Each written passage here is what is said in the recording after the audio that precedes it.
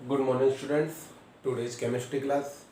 आज हम chemistry class में आपको जो आपके ऑर्बिटल्स होते हैं एस पी डी एफ उनकी शेप के बारे में बताएंगे।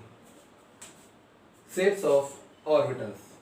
आपके ऑर्बिटल होते हैं एस पी डी एफ। जो आपका एस ऑर्बिटल होता है उसकी जो आपकी शेप होती है वो होती है स्फेरिकली।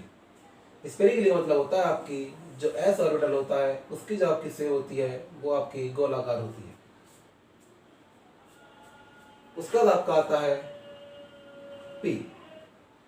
पी की जो आपकी शेप होती है पी ऑर्बिटल, इसकी जो शेप होती है वो आपकी होती है डम्बलाकार, डम्बवेल। इस टाइप से इसकी आपकी शेप होती है।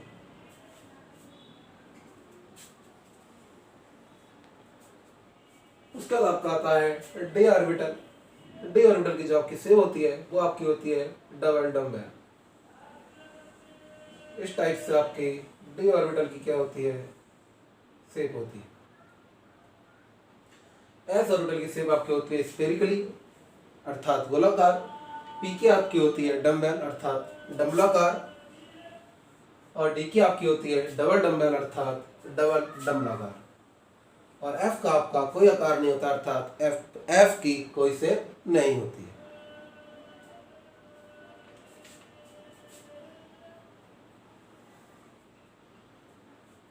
उसके बाद आपका इसमें टॉपिक आता है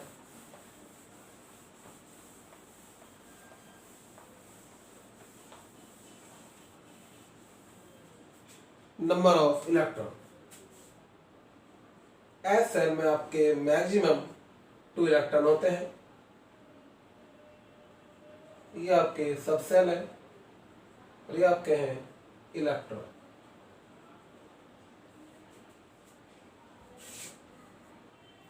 आपका जो एस सब सेल होता है उसमें मैक्सिमम 2 इलेक्ट्रॉन होते हैं। जो मैक्सिमम 2 इलेक्ट्रॉन होते हैं, पी आपका सेल होता है उसमें आपके 6 इलेक्ट्रॉन होते हैं। डी आपका होता है, डी में 10 इलेक्ट्रॉन होते हैं 10। और जो आपका एफ होता है उसमें आपके 14 इलेक्ट्रॉन होते हैं। ये तो आपकी हो गई shape and number of electron orbital. Orbital में कितने कितने मैक्सिमम इलेक्ट्रॉन होते हैं और ऑर्बिटल की आपकी किस टाइप की शेप होती है। अब हम चर्चा करते हैं कि इनमें कितने कितने ऑर्बिटल होते हैं। एक ऑर्बिटल में आपके 2 इलेक्ट्रॉन प्रेजेंट रहते हैं। एक ऑर्बिटल में आपके 2 इलेक्ट्रॉन प्रेजेंट रहते हैं। अब इनमें एसपीडीएफ में जो आपके मैक्सिमम ऑर्बिटल होते हैं कितने होते हैं। जो आपका एस सब सेल होता है उसमें आपके ऑर्बिटल की जो संख्या होती है वो 1 होती है। एक ऑर्बिटल होता है आपका, उसमें आपके 2 इलेक्ट्रॉन स्पिन करते हैं। एक इलेक्ट्रॉन आपका अप होता है तो दूसरा इलेक्ट्रॉन आपका डाउन होता है। इलेक्ट्रॉन आपके इसी क्रम में फिल होंगे हाफ हाफ चक्रण में। पी में आपके 6 इलेक्ट्रॉन प्रेजेंट होते हैं तो इसमें आपके ऑर्बिटल 3 प्रेजेंट होते हैं। 1 2 3 4 5 6।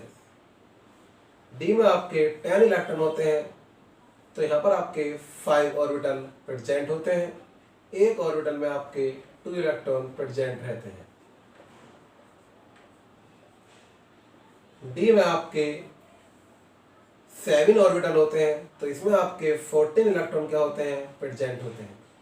1 2 3 4 5 6 7 8 9 10 11 12 13 14।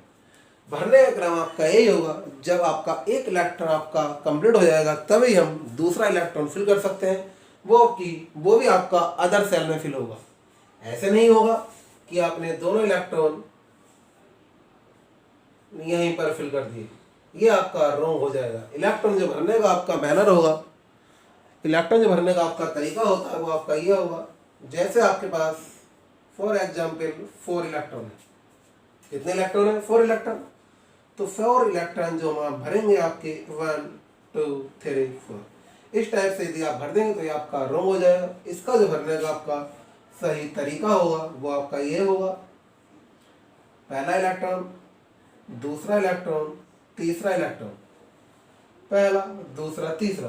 अब ये नहीं है 4th इलेक्ट्रॉन यहाँ भरते हैं यहाँ भरते हैं यहाँ भरते हैं, कहीं नहीं भरेंगे। फोर्थ इलेक्ट्रॉन आपका यहाँ पर आएगा, वो उसका नीचे होंगे।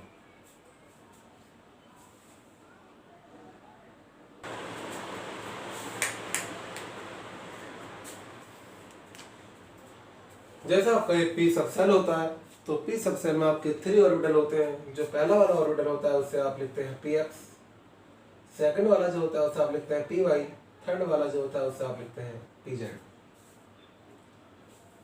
इसी प्रकार डी में इसे आप लिखेंगे डी एक्स वाई, इसे लिखेंगे डी वाई जेड, इसे डी एक्स जेड, इसे d x square minus y square, और इसे लिखेंगे आप डी जेड स्क्वायर। इसी क्रम में आप एफ वाले को लिखते हैं।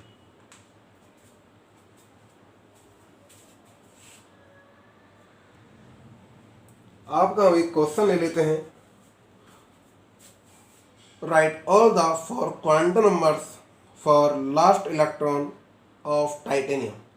क्वेश्चन है write all the 4 quantum numbers for last electron of titanium. Question कह रहा है टाइटेनियम के लास्ट इलेक्ट्रॉन के लिए, टाइटेनियम के लास्ट इलेक्ट्रॉन के लिए चारों क्वांटम संख्याओं के मान बताइए।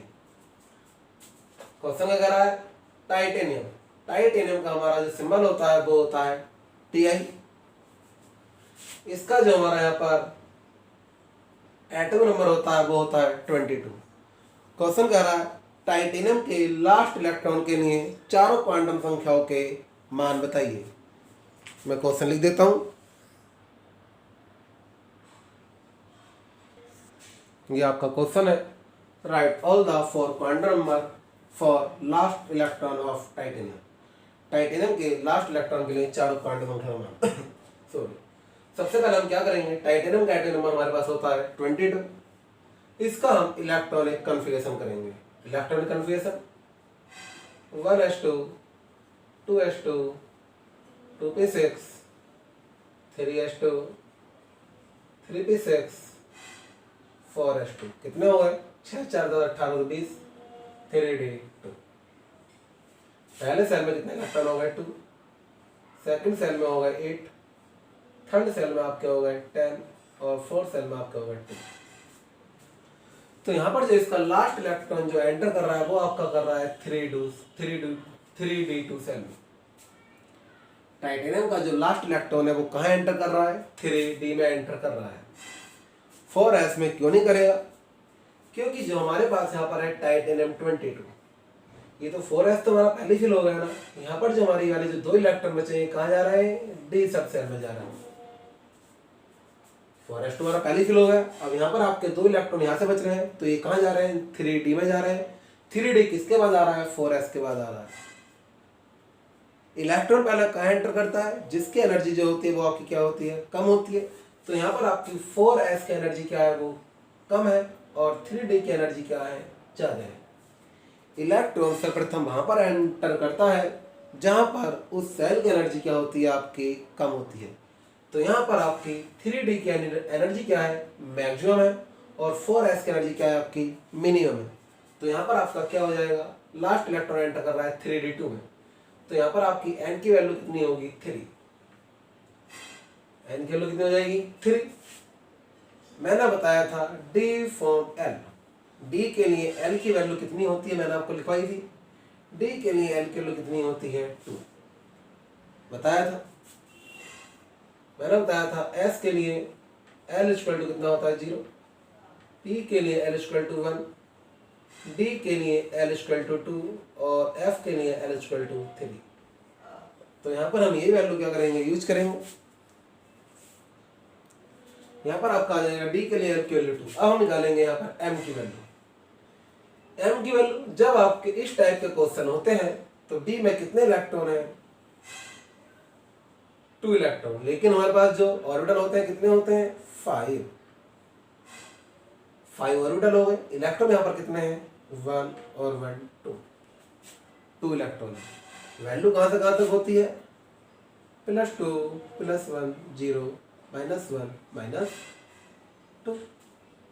तो यहाँ पर जो आपकी m की वैल्यू होगी वो कितनी होगी +1 होगी। +1 भी हो सकती है और -1 भी हो सकती है। माइनस हम कैसे लेंगे, यदि इलेक्ट्रॉन हम उल्टा ले लें तो कैसे ले लें, -2 -1 0 +1 +2 इस टाइप से यदि हम इलेक्ट्रॉन ले लेंगे तो वैल्यू यहाँ पर इसकी -1 हो जाएगी। क्लियर। चूंकि इलेक्ट्रॉन क्या है, ऊपर है, मैंने बताया यदि इलेक्ट्रॉन ऊपर होता है तो s की वैल्यू जो लेते हैं वो होती है +1। यदि इलेक्ट्रॉन आपका कैसे होता है, इस टाइप से होता है, तो आपकी s की वैल्यू कितनी होती है, +1/2। यदि आपका इलेक्ट्रॉन क्या होता है, इस टाइप से होता है, तो s की वैल्यू कितनी होती है, -1/2। इस टाइप के क्वेश्चन के लिए तो यहाँ पर आपकी कितनी आ जाएगी, s की वैल्यू यहाँ पर आपकी आ जाएगी +1/2।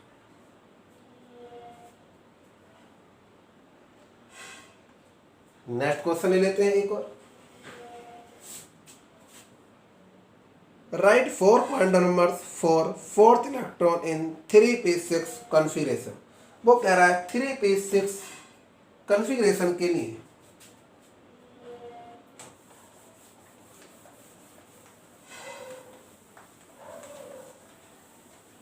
क्वेश्चन है हमारे पास,